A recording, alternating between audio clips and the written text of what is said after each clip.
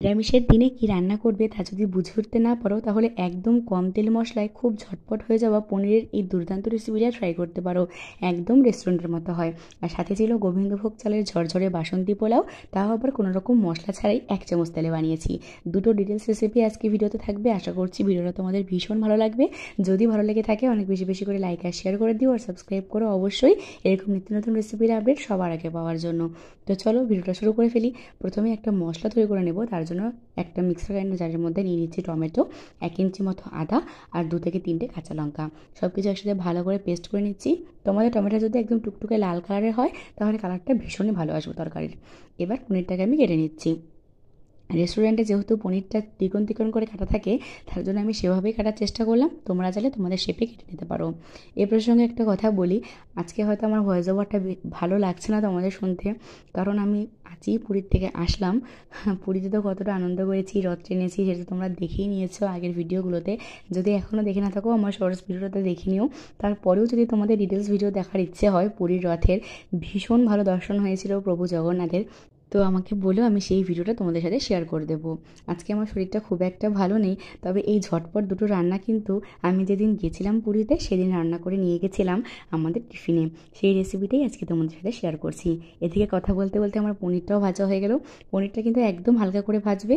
আর এদিকে একটা মশলা করে রেখেছি, আমি জলে ভিজিয়ে রেখেছিলাম মশলাটাকে। সেটা হচ্ছে 1 চামচ জিরে আর 1/2 চামচ ধনের গুঁড়ো, সব কিছু একসাথে ভালো করে জল দিয়ে গুলে রেখেছিলাম।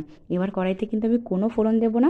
পনিরটা যে ভেজে উঠিয়ে রেখেছিলাম সেই পনির ভাজা তেলের মধ্যে একটু এলাচ থেতো করে দিয়ে দিয়েছি ফোড়নে, আর দিয়ে দিয়েছি ওই বাটা মশলাটা, মানে টমেটো আর আদা কাঁচা লঙ্কা সব বেটে রেখেছিলাম যে, ওই বাটা মশলাটা দিয়ে আদা আর টমেটোর যখন একটা কাঁচা গন্ধ চলে যাবে তখন জিরের গুঁড়ো আর ধনের গুঁড়োটা অ্যাড করে দিয়েছি।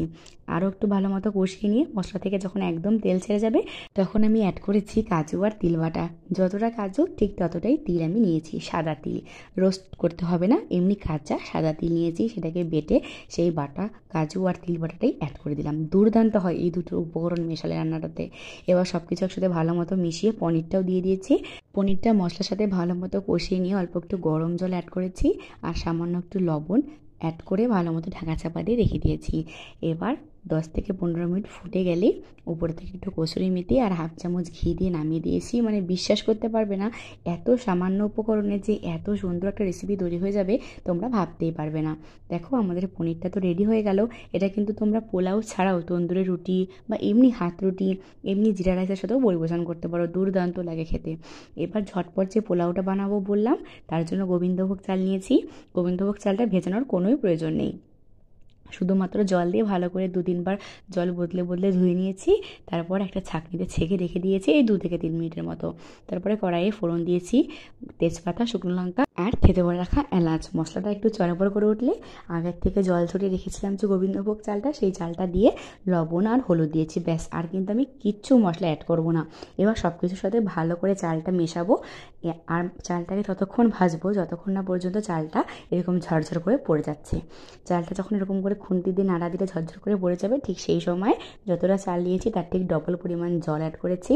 দিয়ে চালটা ভালো মতো যখন ফুটে যাবে আর একটু ভালো মতো নাড়িয়ে দিয়ে আবার ঢাকা চাপা দিয়ে রাখবো একদম স্লো হিটে 5 থেকে 10 মিনিট, ব্যাস।